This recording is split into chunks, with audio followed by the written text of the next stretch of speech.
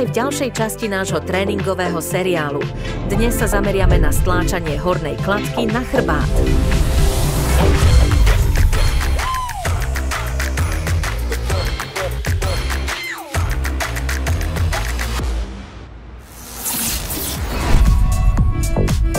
Sadni si na lavičku a nohy zasuň pod oporné valce.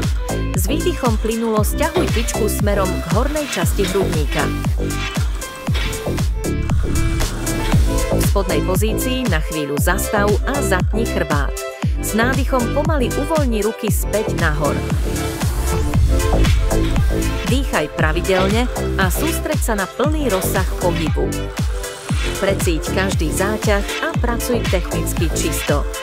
Týmto cvikom precvičíme najmä široký sval chrbta a ramená. Ďakujeme za sledovanie, tešíme sa na teba aj na budúce.